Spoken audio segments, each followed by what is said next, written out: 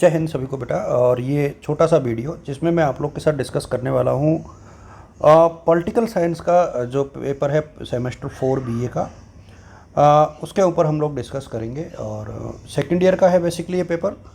Indian political system इसका नाम है, इंडियन पॉलिटिकल सिस्टम। तो आप लोग इसको अच्छे से एक तो नेम पेपर का नाम आप लोग याद कर लेना कि पेपर का नाम जो है इंडियन पॉलिटिकल सिस्टम है, यानी भारतीय राज व्यवस्था। और पेपर का पैटर्न वही है जो बाकी आपके फर्स्ट सेकंड थर्ड में रहा था। 100 नंबर का पेपर आएगा। एक चीज़ आप ये नोट करके रखना कि ये जो 40 नंबर है ना पास होने के लिए, वो पहले के 36 से ज़्यादा है। यानी यदि आपके किसी के 36, 37, 38, 39 नंबर आए तो वो फेल माना जाएगा और उसको ये पेपर फिर देना पड़ेगा। इसलिए कोशिश करें कि 40 से ज़्यादा नंबर जो है आपके आएँ। अब जैसे ही हम लोग इसमें आगे बढ़ते हैं, देखिए इस वाले पेपर में तो आपको काफ़ी चीज़ें मैं साझा कर दूंगा एज ए वीडियो के फॉर्म में, तो आपको हेल्प मिल जाएगी। पहली यूनिट से अपन चलते हैं तो making of the Indian constitution.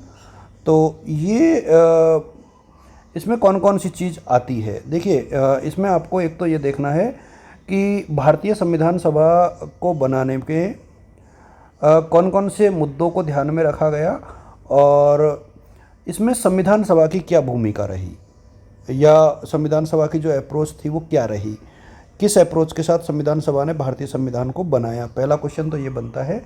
और एक क्वेश्चन जो बनता है कि भारत की जो संघीय व्यवस्था है, संघीय व्यवस्था की प्रकृति और केंद्र राज्य संबंधों की संघीय व्यवस्था की प्रकृति एवं केंद्र राज्य संबंधों पर निबंध लिखिए। केंद्र राज्य संबंधों की जो ऊपर एक क्वेश्चन 100% एग्जाम में बनता है, तो ये दोनों कुछ टॉपिक्स को मिला करके भी एक प्रश्न जो है आपके लिए बन जाएगा।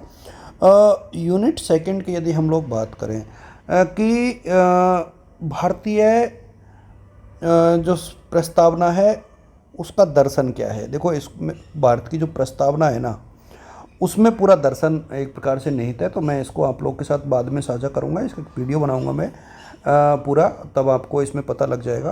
अच्छा टॉपिक है। एक क्वेश्चन यहाँ पर बनता है कि भारत के संविधान संशोधन, भारत में जो है संविधान संशोधन की जो प्रक्रिया है वो क्या है, कौन कौन से मेथड से जिनको हम लोग यूज़ करते हैं। तो एक क्वेश्चन आपको ये बनेगा। और एक प्रश्न यहाँ पर बनता है मौलिक अधिकार और नीति निर्देशक तत्वों में क्या अंतर है। मौलिक अधिकार और नीति निर्देशक तत्वों में क्या अंतर है। तो ये 3 टॉपिक है मेरे सामने, मेजर टॉपिक है। यूनिट थर्ड की हम लोग बात करें, देखिए यूनिट थर्ड में से जब केंद्रीय कार्यपालिका की बात होती है कि तो पहले तो केंद्रीय विधायिका की यहाँ पर बात हो रही है। तो इसमें संसद, राष्ट्रपति और प्रधानमंत्री, अब तीनों को पूरा पढ़ लीजिए तो एक क्वेश्चन आपको यहाँ से निश्चित तौर पर मिल जाएगा। अब बड़ी यूनिट है ये। तो भारत की संसद में राष्ट्रपति के कार्य और एक प्रधानमंत्री के कार्य, 2 तो ये आप लोग पढ़ लीजिए, और एक गवर्नर को पूरा पढ़ लीजिए। भारत में राज्यपाल की नियुक्ति, उसके कार्य और भूमिका। तो ये यदि आप पढ़ोगे तो मेरे सामने यहाँ से भी एक प्रश्न बनने की संभावना बन जाएगी। यूनिट 4 की तरफ जैसे हम लोग मूव करते हैं, तो इसमें एक क्वेश्चन तो आप ये पढ़िएगा पूरा, जो गठबंधन सरकार है भारत में वो क्या है, और social basis of political party, यानी भारत में जो राजनीतिक दल है उनका सामाजिक आधार क्या है। तो एक टॉपिक तो यहाँ से बनेगा। और दूसरा जो बनेगा वो बनेगा भारत में जो है निर्वाचन की राजनीति और निर्वाचन के सुधार, चुनाव संबंधी सुधार और चुनावों की जो राजनीति है वो किस प्रकार की है। तो एक क्वेश्चन यहाँ से बनता है। और निर्वाचन आयोग के कार्य और भूमिका के ऊपर भी एक क्वेश्चन बनता है, केंद्रीय निर्वाचन आयोग की भूमिका। इसके बाद हम लोग यदि 5वें टॉपिक पर मूव करें तो भारत की जो पॉलिटिकल सिस्टम है उसमें प्रमुख समस्याएं कौन कौन सी हैं। देखिए पहली समस्या तो फिलहाल जो ये क्वेश्चन आ रहा है सेकुलरिज्म की है ना। तो सेकुलरिज्म एक सांप्रदायिकता की, ठीक है। सांप्रदायिकता के अलावा कास्टिज्म बहुत महत्वपूर्ण है।